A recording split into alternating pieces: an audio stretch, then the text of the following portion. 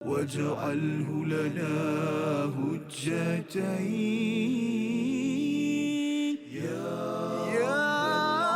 رب العالمين.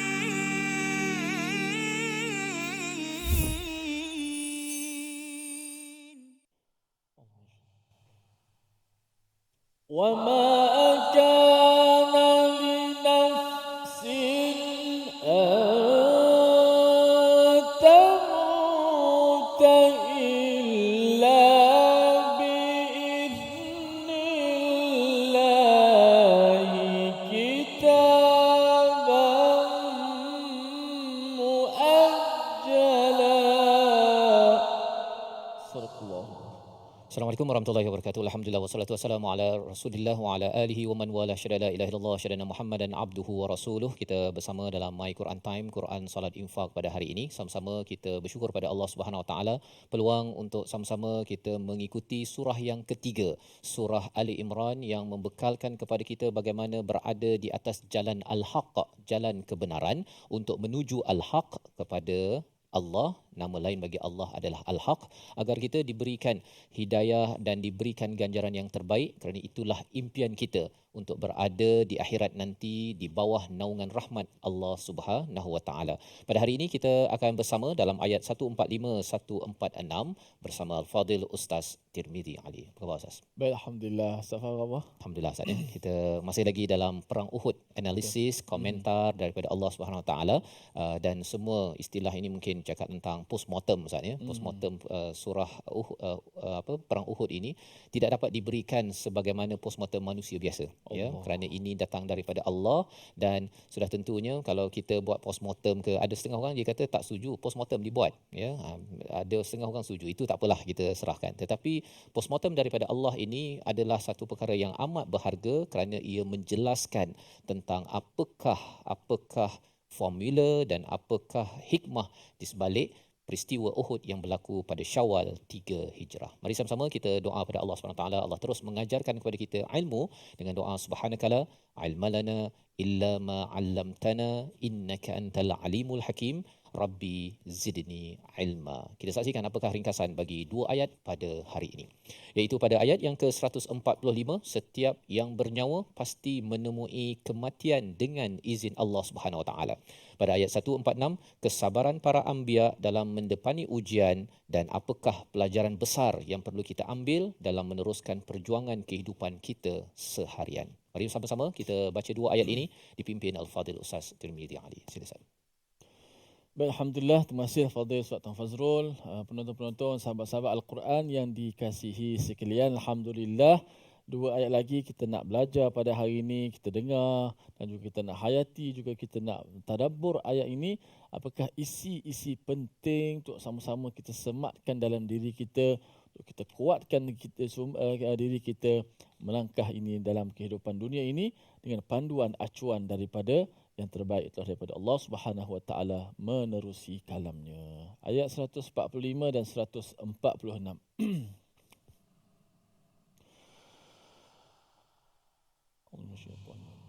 وَمَا كَانَ لِنَفْسٍ أَن تَمُوتَ إِلَّا بِإِذْنِ اللَّهِ كِتَابًا مُؤَجَّلًا.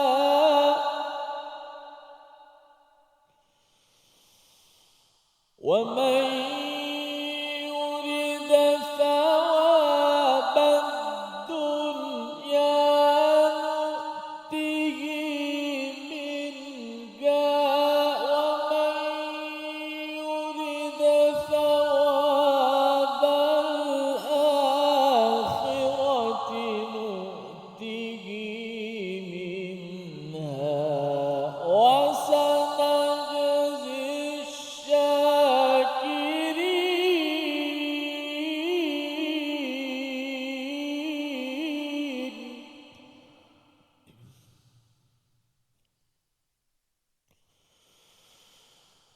وكأين من نبي قاتل معه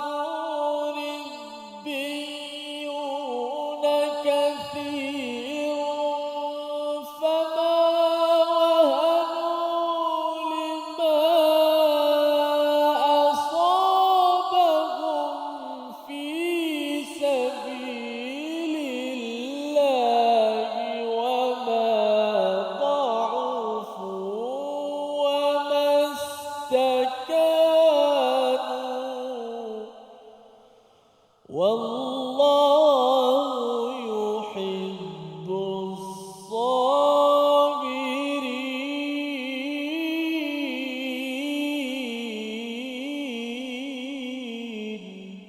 صدق الله.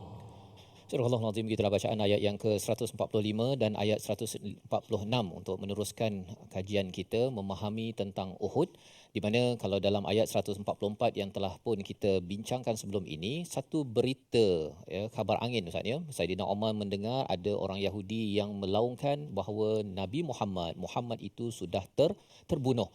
Maka bagi sebahagian daripada pejuang ataupun tentera Islam pada waktu itu yang terpengaruh dengan berita tersebut, ya, tetapi sebahagian besarnya tidak terpengaruh. Yang terpengaruh itu mula tarik diri, rasakan bahawa buat apa nak berjuang kerana ketua pun sudah pun pergi, maksudnya ini adalah lambang kepada kekalahan, tetapi itu bukanlah caranya, dan malah lebih daripada itu Allah menyatakan dalam ayat 144 sebelum ini, falan yadurrallaha syai'a.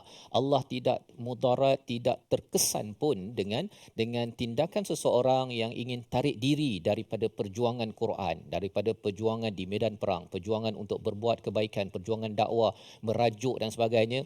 Allah tak terkesan, ya, tetapi Allah terus menghargai kepada mereka yang menghargai Allah Subhanahu Wa Taala. Dan realiti tentang mereka yang nak lagi ni Ustaz ya, nak lagi daripada medan perang, daripada berjuang ini, Allah kata wa ma kana linafsin an tamuta illa biidznillah kitaban muajjala, iaitu seseorang itu, nafs itu, diri kita ini tidak akan mati kecuali dengan izin Allah, dengan ketentuan yang telah pun tertulis, ya. Ajal itu sesuatu yang telah tertulis Ustaz ya. Allah dah tahu, dan izin Allah sahajalah maksudnya seseorang itu meninggal. Jadi kalau katakan ada yang kata kita takutlah nanti mati dekat medan perang, ini adalah kata-kata daripada orang munafik. Rupa-rupanya kalau tak pergi medan perang pun boleh meninggal je atas katil, kan? Boleh je tengah aksiden ke, tengah makan ke, tengah apa sahaja pun boleh saja. Jadi nak ceritanya apa? Nak ceritanya takut kepada kematian itu adalah tidak berkesan pun, ya. Itu bukan kaedahnya, kerana realiti kematian ini hanya dengan izin daripada Allah Subhanahu Wa Taala. Dan bercakap tentang perkara inilah ia memberi semangat kepada para pejuang, ya. Bila mendengar khabar Nabi, kalau katakan Nabi sudah pergi pun, biarlah Nabi pergi, tetapi saya akan teruskan perjuangan untuk menuju kepada Allah Subhanahu Wa Taala. Tidak mahu sampaikan saya memilih jalan tarik handbrake, tak ya? Maksudnya saya give up lah, kan? Saya tak naklah berjuang. Dan lebih daripada itu, ada juga orang yang dalam hidup banyak ujian Ustaz ya. Dia sakit ke, dia mungkin ada masalah keluarga ke, masalah di peringkat masyarakat ke, dia kata lebih baik aku meninggal je lah. Kan? Dia cakap perkara tersebut tanpa berjuang menghadapi ujian, itu sebenarnya adalah satu kepasrahan yang negatif, yang amat dihina di dalam Al-Quran ataupun di dalam Islam. Kita kalau katakan ada ujian, mereka ada ujian Ustaz kan, mereka tetap juga kena berjuang. Walaupun Nabi meninggal ke, wafat ke tak wafat apa sebagainya, terus berjuang. Sebabnya ayat ini kalau kita jumpa kawan-kawan kita ada penyakit kanser ke, kan, kita cakap pada mereka fight, kan, teruskan perjuangan. Kalau dipilih untuk pergi dalam perjuangan, insya-Allah syahid. Ya, insya-Allah syahid, ya, sama ada syahid dunia ataupun syahid akhirat, ya. Tetapi kalau katakan biarlah saya meninggal, kan, hidup lama-lama pun sakit macam ni buat apa? Perkataan-perkataan itu adalah perkataan menandakan seseorang itu bukan menjadi orang yang asyakirin, orang yang bersyukur, dan sudah tentunya, ya, dia minta diawalkan ajal maut ke, dilambatkan ke pasal sakit tak tahan kan, lebih baik saya mati je lah. Kalau Allah kata tak ada, tak diizinkan, terus dia hidup, kan. Tapi kalau katakan dia tak minta mati pun, kalau Allah kata sudah masanya, maka ia akan bertemu dengan ajal di akhir kehidupannya. Dan dalam ayat ini Allah menyatakan wa may yurid thawabad dunya nu'tihi minha wa may yurid thawabal akhirati nu'tihi minha. Ini adalah satu mindset dalam perjuangan. Ada orang yang inginkan ganjaran dunia, ada orang yang ingin ganjaran akhirat. Bagaimana? Apakah realitinya? Boleh ke tak boleh mengharapkan ganjaran dunia? Adakah hanya kena mengharapkan ganjaran akhirat? Kita akan sama-sama ikuti jawapan analisis daripada ayat 145. Namun kita berehat sebentar. My Quran Time, Quran Salat Infaq. واجعله لنا هجتين يا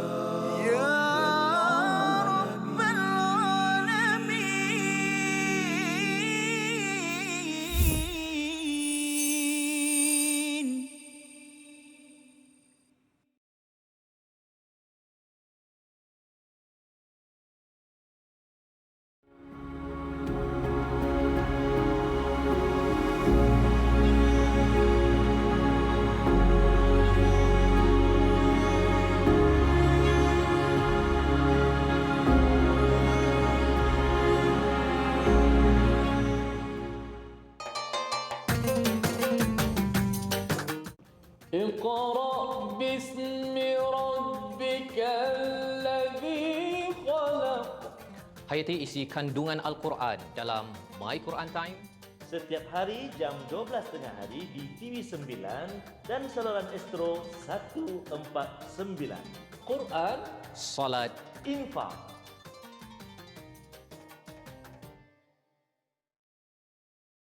منهما جاهينا وارزقنا تلاوته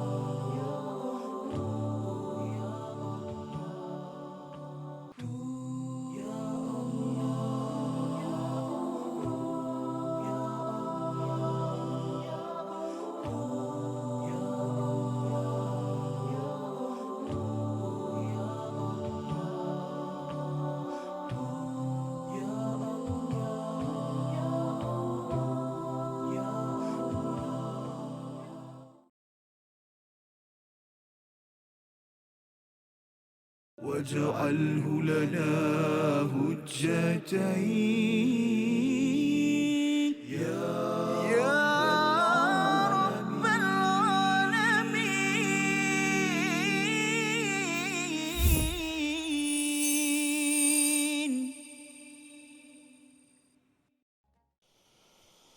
بسم الله الرحمن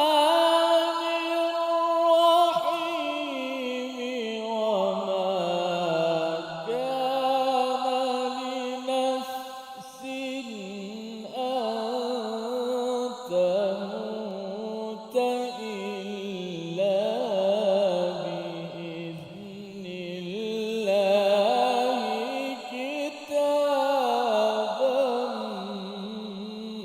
مؤجلا.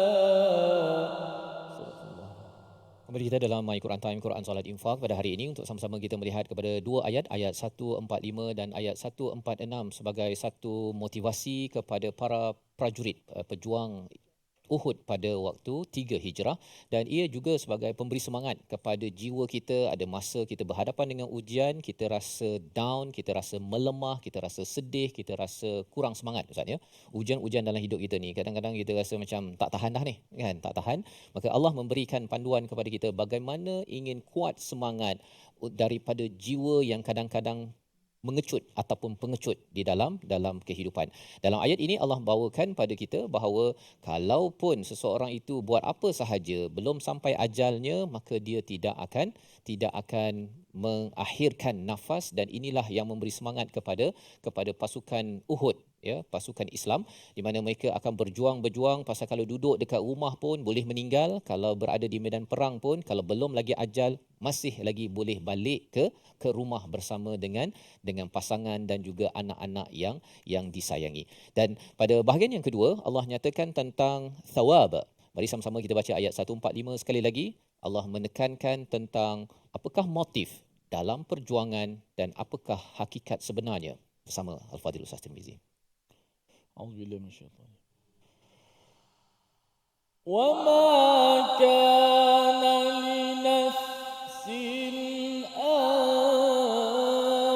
tamuta illa biidhnillahi kitaban muajjala.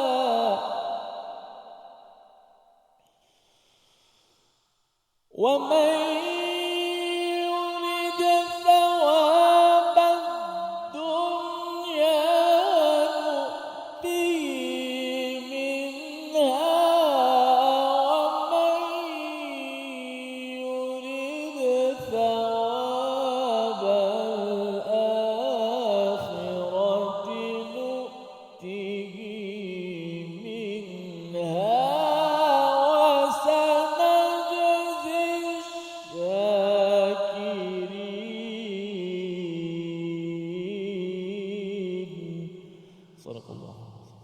Surah Al-Nazim kita bacaan ayat yang ke-145, satu konsep di dalam Al-Quran yang akan berulang dalam surah Asy-Syura dan juga dalam surah Al-Isra, ya, bagaimana objektif niat kita dalam berjuang dan beramal dalam kehidupan.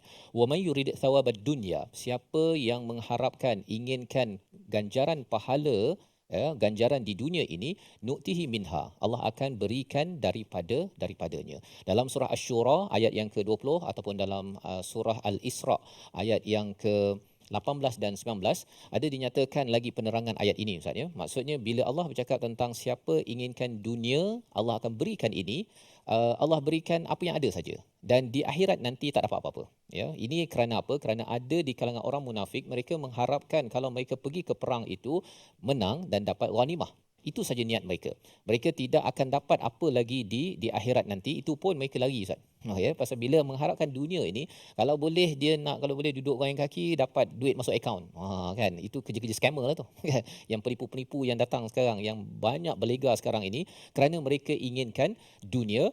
Malah dalam hal perang pun, kalau boleh nak duduk kat belakang-belakang saja, kemudian dapat bonus, kan. Dia bukan nak buat kerja bersungguh-sungguh. Dan orang yang bersungguh-sungguh ini sebenarnya dia kadang-kadang bukan kerana dunia, Ustaz. Ya, Allah bawakan lagi satu kumpulan, siapa? Wa may yurid thawabal akhirah nu'tihi minha, iaitu siapa yang inginkan ganjaran di akhirat, kami akan berikan daripadanya. Dalam surah Syura ayat 20 itu Allah cakap bahawa diberikan penuh, daripada Allah tambah lagi, Ustaz. Allah tambahkan lagi, dan di dunia Allah berikan juga.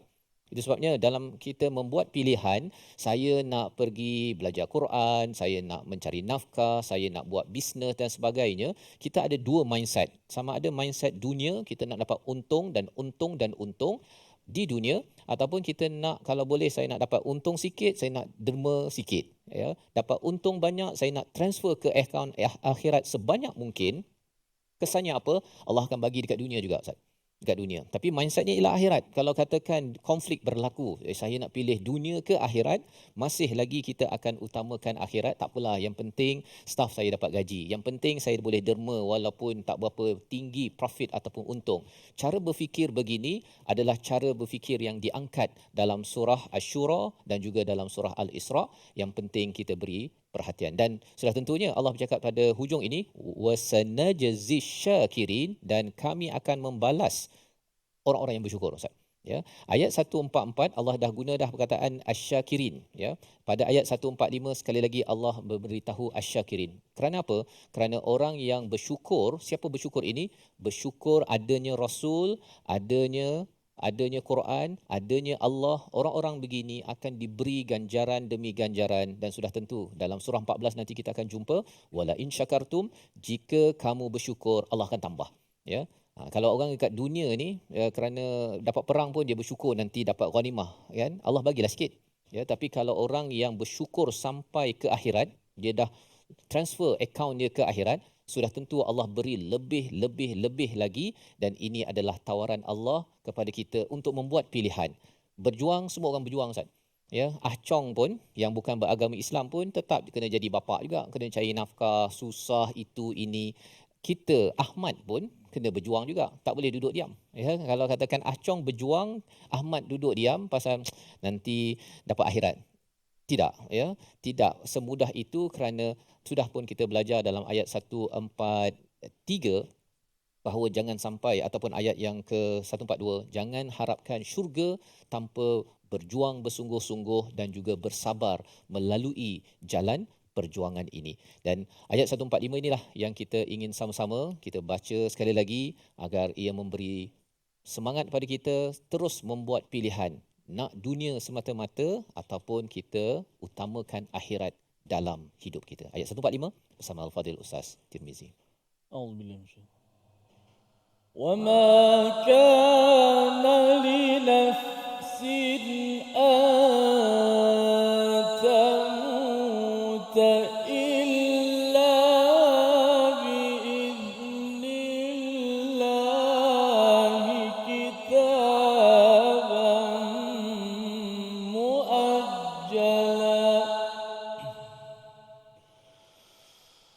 وَمَن يُرِدْ ثَوَابَ الدُّنْيَا نُؤْتِهِ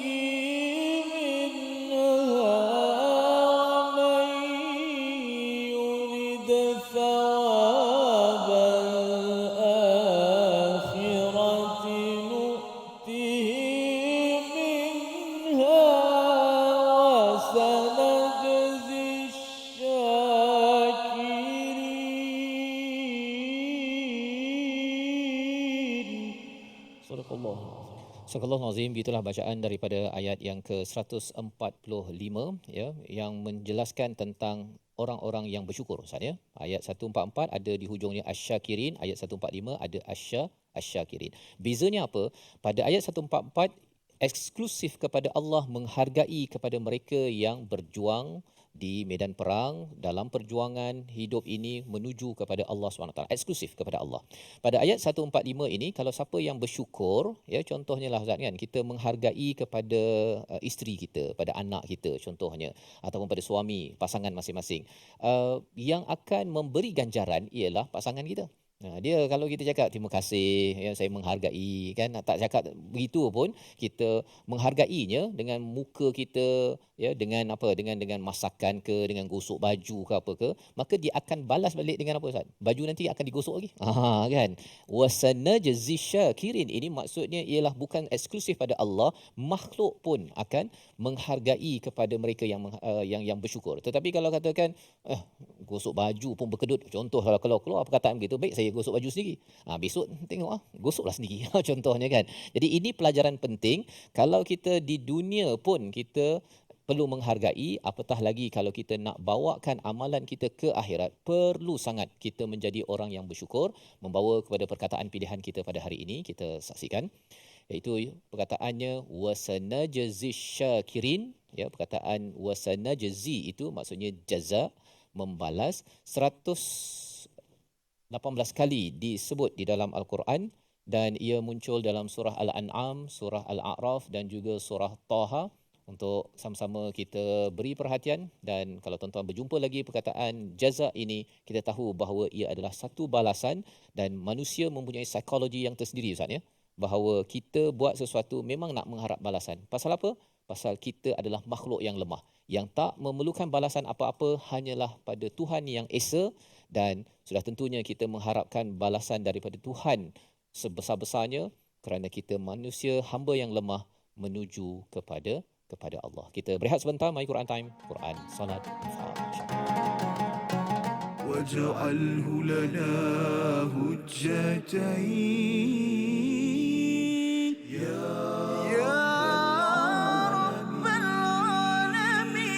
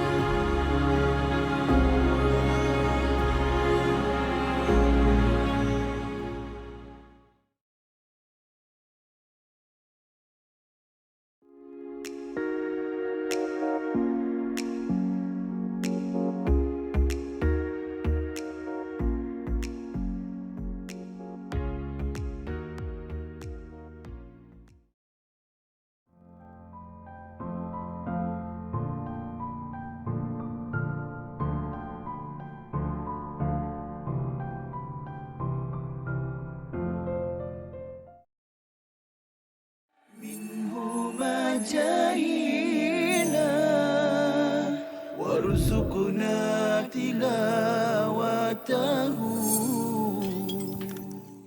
Hadis ni dikategorikan sebagai hadis palsu kerana dia mempunyai ciri-ciri hadis palsu, iaitu amalan yang ringkas saja, maknanya satu amalan tetapi ganjarannya seperti ganjaran pahala Nabi Ibrahim. Masya Allah, macam tu Ustaz ini.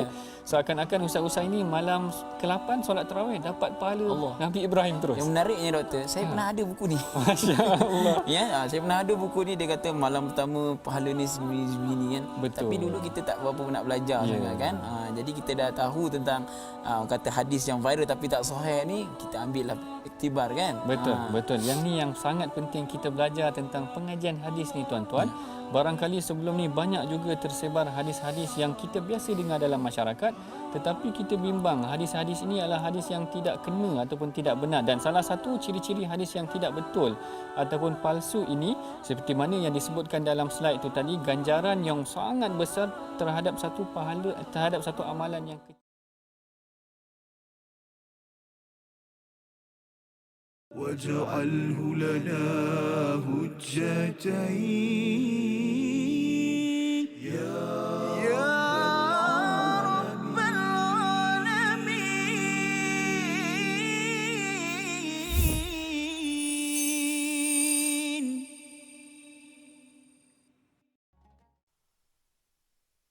المسك فاح المسك فاح لما ذكرنا رسول الله والنور لاح النور لاح لما حضرنا أبا زهراء. المسك فاح المسك فاح لما ذكرنا رسول الله ونور لاح النور لاح لما حضرنا أبا زهراء. Allahumma salli ala Muhammad wa ala ali Muhammad. Alhamdulillah, terima kasih pada semua para penonton terus setia dalam My Quran Time, Quran, Salat dan Infak. Alhamdulillah, kita dah dengar kupasan tadabbur daripada ayat 145 sebentar tadi daripada Ustaz Fazrul.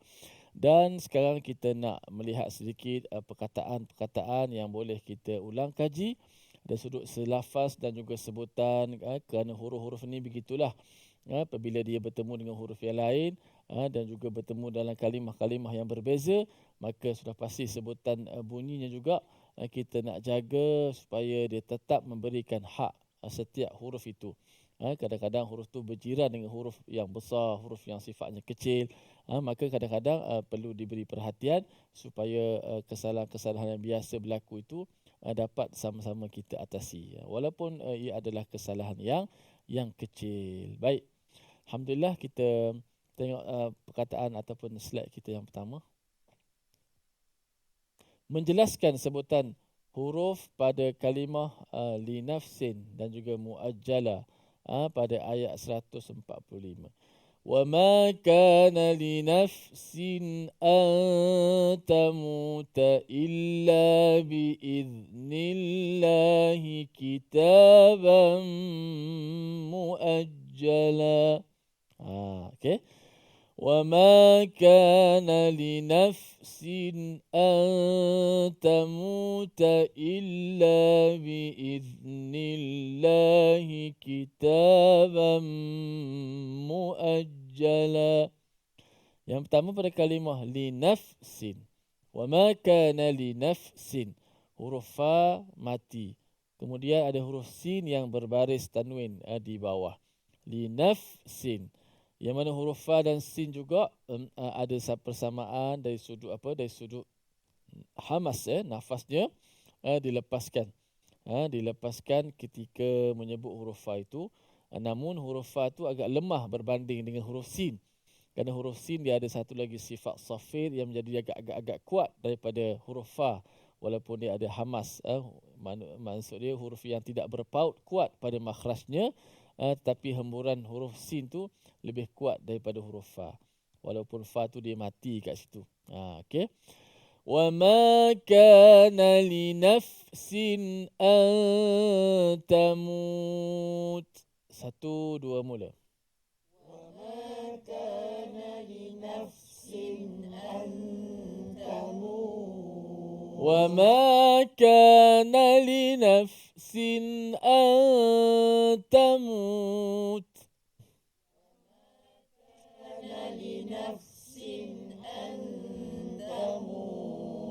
Okey, supaya huruf fa tu tidaklah tenggelam dalam sin, disebutkan juga, dijelaskan. Linaf, pastikan angin tu angin pada huruf fa yang mana gigi kacip kita menekan perut bibir. Linaf, keluar angin dekat situ. Linafsin. Linafsin.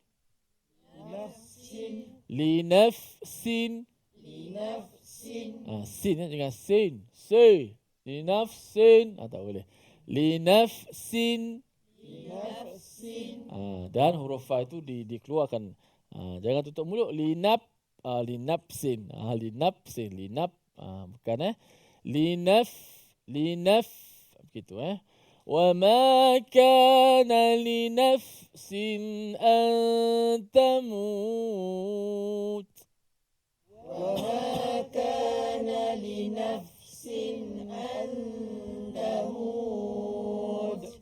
itu yang pertama. Linafsin. Okey. Jangan tenggelam dah. Linafsin. Terus masuk sin. Tak masuk huruf fa. Matikan fa dahulu.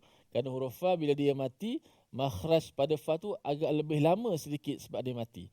Linaf, walaupun dia huruf lemah, tapi bila dia mati, kedudukan makhraj fa tu kena tu lebih lama sebab dia mati. Linaf berbanding dengan sin, kita letak hujung lidah tu sekejap saja. Okey. Wa ma kana li nafsin an tamut. Wa ma kana li nafsin an tamut. Itu yang pertama. Yang kedua, illa bi iznillahi kitaban muajjala.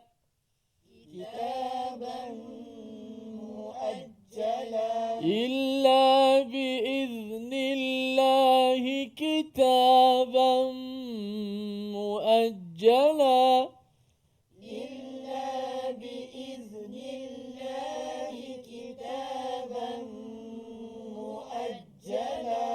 إلا بإذن الله كتابا مؤجلا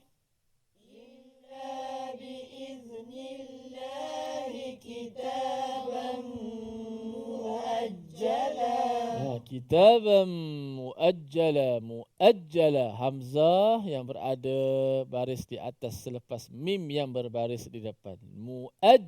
Muajjala. Kitaban muajjala. Kitaban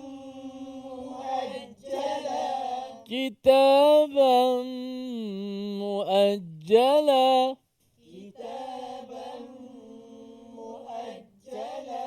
كتابا مؤجلا كتابا مؤجلا Okey, hamzah jangan ditukarkan dengan waw. Muwajjah, tak jelaskan hamzah. Sebab yang pertama mim tu bagi depan. Mim bagi depan, saya dah cerita sebelum ni, lebih kurang sama. Kita dah muncung mulut, mim bagi depan. Mu. Kemudian nak ambil hamzah tu jangan ada kesan daripada mulut kerana dia akan jadi seperti waw. Walau bagaimanapun bacaan qiraat Warsh, Imam Warsh tak silap saya, dia memang baca dengan waw di sini. Muwajjala, kitaban muwajjala, dibaca dengan waw. Tapi Imam Hafs an Asim membacanya dengan huruf hamzah, muajjala. Jadi disebut jelas hamzah. Jangan mu'a, mesti ada suara tu mesti tertahan. Dia ada putus suara. Muajjala. Kitaban muajjala.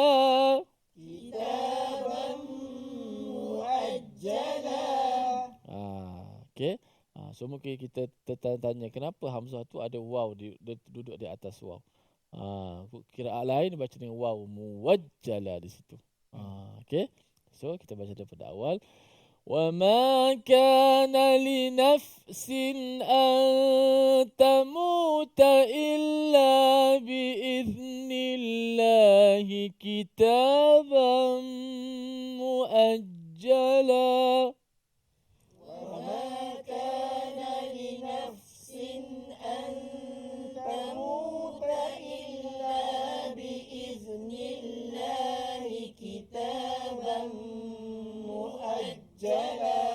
وما كان لنفس أن تموت إلا بإذن الله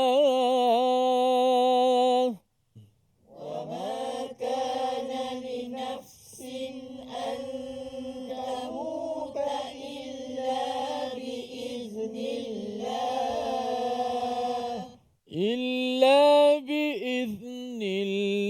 الله كتابا مؤجلا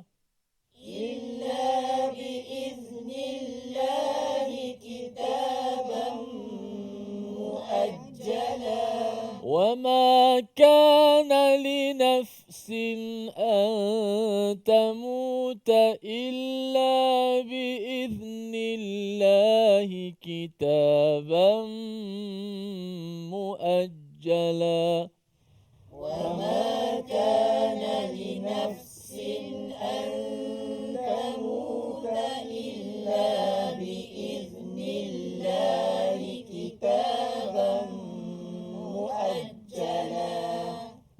Alhamdulillah, begitulah sedikit sebanyak dalam ayat ini, li nafsin dan juga muajjala dijelaskan. Moga-moga Allah Subhanahu wa taala akhiri kehidupan kita dengan kalimah la ilaha illallah dengan husnul khatimah. Alhamdulillah. Kita nak berehat seketika, kembali selepas ini dalam My Quran Time, Quran Salat. واجعله لنا هجتين يا رب العالمين.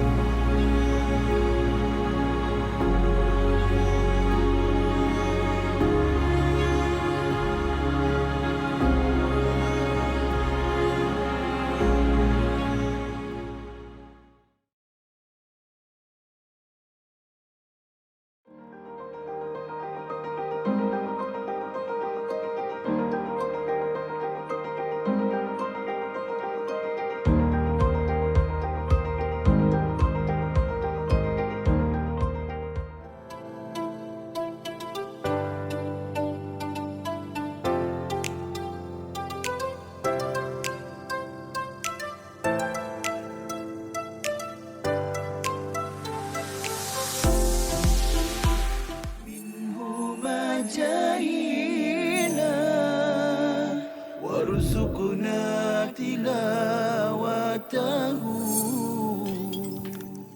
Disebutkan oleh Coach Jamil tadi berkenaan dengan aiqadha wa aiqadha ahlahu, dan baginda sallallahu alaihi wasallam akan menggerakkan, membangunkan, mengejutkan ahli keluarganya, isteri-isteri dan keluarganya.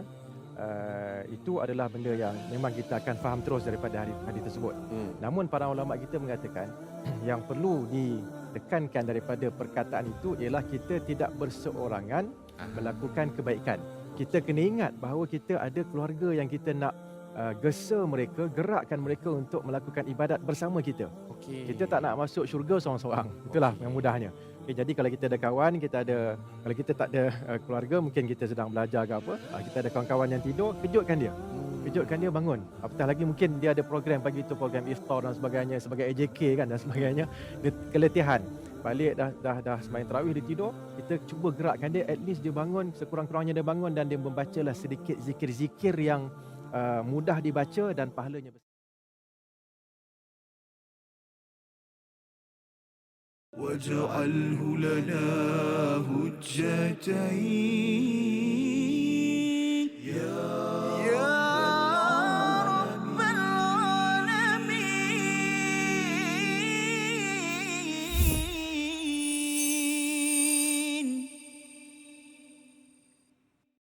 Kembali kita dalam My Quran Time, Quran Salat Infak. Pada hari ini kita mendalami dua ayat 145 dan ayat 146 sebagai semangat kepada para pejuang pada Uhud dan juga perjuangan kita seharian apabila menghadapi berita yang melemahkan, apabila menghadapi kepergian orang-orang yang kita sayangi yang melemahkan perjuangan.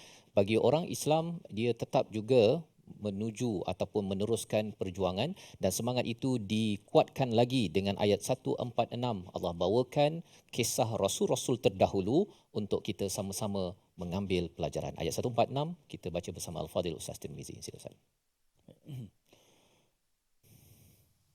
A'udzubillahi minasyaitanir rajim. Wa ka'ayyin min nabiyyin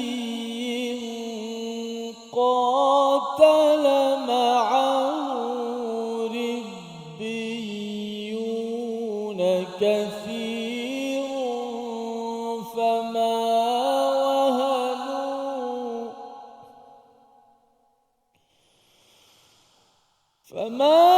وهنوا لما أصابهم في سبيل الله وما ضعفوا وما استكانوا والله يحب الصابرين. صدق الله. Surah Al-Azim ayat yang ke-146, dan betapa banyak Nabi yang berperang didampingi oleh sejumlah besar daripada pengikutnya yang bertakwa. Mereka tidak lemah kerana bencana yang menimpa di jalan Allah, tidak patah semangat dan tidak menyerah kepada musuh. Dan Allah mencintai kepada orang-orang yang sabar. Ini adalah ayat yang bercerita tentang bagaimana orang-orang yang sabar, Ustaz ya. Orang yang sabar penting untuk apa? Untuk kita lebih bersyukur. Kita tengok ayat 145, Allah akan memberi balasan kepada orang yang bersyukur pada Quran, pada Rasul, pada Allah Subhanahu Wa Taala. Tetapi nak menjadi bersyukur ini kita perlukan sabar, Ustaz. Kita sudah pun bertemu dengan ayat 152, 153 surah Al-Baqarah. Allah cerita tentang syukur dulu, ya, kemudian sabar, ya. Syukur membawa pada sabar, sabar pada syukur. Dua-dua ni dia saling adik-beradik lah, ya. Contohnya kalau tuan-tuan yang di rumah, yang berada di studio, kita sabar sikit ikut sejam ini, insya-Allah di hujung nanti kita akan bersyukurnya saya dapat belajar ayat ini. Tapi kalau tak sabar, macam mana nak bersyukur? Ya, kita tak merasai nikmat daripada perjalanan kita itu sendiri. Jadi bagaimana untuk menjadi orang yang sabar ini? Allah menyatakan wa ka'ayyin min nabi, ya, betapa ramainya nabi sebelum ini qatala ma'ahu, ya, iaitu mereka berperang dan bersamanya siapa? Ribbiyun, ya, ribbiyun yang ramai ini iaitu orang-orang yang rob ataupun god centric, ya, iaitu kumpulan yang meletakkan Tuhan sebagai hala tuju objektifnya. Ya, dan bagi orang Yahudi mereka gunakan istilah Rabbai. Ya, Rabbai itu adalah orang yang amat dekat dengan Tuhan. Jadi bila Allah menggunakan ayat ini, ia perkataan yang amat dekat dengan orang Yahudi. Mereka flashback balik kepada Nabi Musa, kepada nabi-nabi sebelum ini. Bila mereka berjuang, ada ribbiyun, mereka bersama, dan mereka, apakah yang mereka tunjukkan? Fama wahanu, ya, mereka tidak pun melemah. Kita sudah belajar perkataan wahanu sebelum ini, wahan, atas apa yang ditimpakan pada jalan perjuangan Allah itu sendiri. Maksudnya ketika berdakwah itu adalah cabaran situ sini, memang bercakap tentang menyeru kepada kebaikan, bercakap berinteraksi dengan manusia, tidak mungkin akan semuanya lancar, Ustaz, ya. Mestilah orang ni tak faham, orang ni buat hal, kadang-kadang perkataannya menyakitkan hati, kecewa, expectation begini, harapannya kita dapat begini. Perkara-perkara itu adalah asabahum fi sabilillah. Tetapi bagi orang yang ribbiyun, ya, mereka berfokuskan kepada Tuhan, mereka tidak melemah. Tak ada pula cakap kita terlibat dengan grup-grup dakwah ni, kan, susah aja. Baik kita duduk dengan kumpulan huha-huha contohnya, kan. Huha-huha pun ada masalah juga, kan. Ya, jadi ini perkara pertama. Yang kedua, wama dha'ufu, iaitu mereka ini tidak lemah, ya. Kalau tadi wahan itu dalam hati, Ustaz, ya. Kalau dha'ufu ini secara fizikal. Bila berperang itu kena gunakan kederat, ya, tubuh badan kita nak pergi belajar Quran pun kita kena ada tubuh badan kita tidak lemah, apatah lagi untuk beramal. Dan yang ketiganya wamastakanu, ya, iaitu mereka ini tidak menyerah. Taskanu ini daripada kata sakana, maksudnya dia tenang. Jadi tenang yang pasrah ini, orang-orang yang berjuang dia tak boleh cakap kalau dah tak berjaya tu kita pasrah jelah. Ya, mereka tidak pasrah, tidak menyerah. Mereka terus sahaja berjuang. Dan apatah lagi kalau Imam Zamakhsyari dan juga pendapat beberapa ulama menyatakan wamastakanu ini maksudnya tidak menyerah kepada musuh dan tidak kembali kepada jalan hidup lama musuh. Ataupun jalan hidup tidak beragama. Tak adalah sampai bila ada masalah sikit nak belajar Quran ke dalam jalan dakwah rasa macam susah-susah sangat, buat cari dulu je lah. Duduk kat rumah dah pencin, nak buat apa duduk. Kalau belajar Quran ini orang ni cakap ini ada masalah itu. Orang-orang yang ribiyun, yang God centric, dia tidak akan menyerah. Dia akan fight, dia akan teruskan perjuangan, dan 3 sifat inilah yang Allah nyatakan wallahu yuhibbus sabirin. Allah amat menyukai, Allah amat mencintai kepada orang yang sabar, yang boleh melakukan 3 perkara ini. Dan bagaimana kalau kita tahu tadi, kalau orang sabar boleh bersyukur, orang bersyukur boleh bersabar, Ustaz ya. Tuan-tuan boleh tunggu kejap dan insya-Allah lepas ni akan bersyukurnya. Kita kena selalu ingatkan diri. Pasal kadang-kadang bila nak mulakan sabar tu Ustaz, dia akan adalah dia punya godaan dia kan. Allah, sejam kan, setengah jam. Yang itu kita kena masukkan suntikan sabar. Nanti kita akan bersyukur. Bestnya dapat hidayah hadiah daripada Allah. Tetapi ada panduan daripada Allah untuk menyuntik semangat sabar ini. Bagaimana formulanya? Itu yang kita akan ikuti pada episod akan datang. Namun hari ini kita lihat dahulu resolusi kita bersama.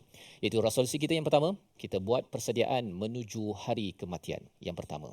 Yang kedua, tidak berlebihan dengan harta dan hal duniawi, kerana ia akan mengganggu kepada semangat perjuangan. Kita memilih-milih untuk berjuang dan cepat lemah apabila tidak mendapat habuan di dunia. Yang ketiga, pupuk sifat sabar dalam diri sebagai pemimpin dan orang yang dipimpin, dan ianya dirakamkan pada ayat 146. Jangan lemah dalam hati kita, jangan lemah fizikal kita, teruskan lagi selagi hayat di kandung badan. Dan yang ketiganya adalah wamastakanu, jangan menyerah, pasrah tanpa berjuang. Kita doa Allah kuatkan diri dan keluarga kita bersama Satya. Bismillahirrahmanirrahim. Alhamdulillah Rabbil Alamin. Wassalatu wassalamu ala ashrafil mursalin. Allahumma ighfir lana dhunubana wa kaffir 'anna sayyi'atina wa tawaffana ma'al abrar. Ya Allah, Tuhan kami, ampunkanlah dosa-dosa kami. Ya Allah, hapuskanlah semua kesalahan-kesalahan kami dan matilah kami di kalangan orang-orang yang abrar. Ya Allah, ya Tuhan kami, terimalah segala amalan kami. Ya Allah, apa yang dilakukan, ya Allah, amalan-amalan salih kami, membaca Al-Quran, bertadabbur, ya Allah, terimalah segala amalan-amalan kami. Ya Allah, ya Allah, janganlah kau kurangkan pahala untuk kami. Ya Allah, jadikanlah kami orang yang bijak, orang yang sentiasa berfikir bagaimana persediaan untuk bertemu denganmu. Ya Allah, ya Allah, ya Tuhan kami, bila kebaikan kepada kami dunia dan di akhirat. Ya Allah, kurniakanlah kesabaran kepada kami. Ya Allah, kurniakanlah kesabaran yang kuat kepada kami untuk kami melangkah dalam kehidupan dunia ini. Ya Allah, dan berilah petunjuk kepada kami di atas jalan yang benar. Ya Allah, Allahumma rabbana alaika tawakkalna wa ilaika anabna wa ilaikal masir. Ya Allah, kepadamulah kami berserah diri. Ya Allah, kepadamulah kami bertaubat. Ya Allah, kepadamulah kami kembali. Ya Allah, Rabbana atina fid dunya hasanah fil akhirati hasanah wa qina azaban nar. Wa sallallahu wasallam wa baraka ala Muhammad walhamdulillahi rabbil alamin. Amin amin ya rabbal alamin. Moga-moga Allah mengabulkan doa kita pada hari ini untuk sama-sama kita menjadi orang yang sentiasa bersyukur, yang sentiasa bersabar mengikut formula daripada surah Ali Imran ayat yang kita baca pada hari ini. Ini yang kita ingin gerakkan dalam tabung gerakan Al-Quran. Ramai yang mungkin tidak tahu apakah permata indah daripada Al-Quran. Dengan sumbangan tuan-tuan, dengan idea yang disampaikan pada nombor di talian, harapnya kita dapat bekerjasama untuk kita menyampaikan nilai permata ini, dan lebih ramai lagi akan terkejut dengan panduan daripada Tuhan. Memang amat nikmat, dan ianya adalah satu yang diperlukan benar-benar untuk kita menuju kepada Allah Subhanahu Wa Taala. Kita bertemu lagi dalam siri akan datang untuk mengetahui apakah rahsia untuk tetap bersabar walaupun ujian sebesar bahtera ombak di lautan. Kita bertemu dalam My Quran Time, Quran, Salat, Infak, insya-Allah.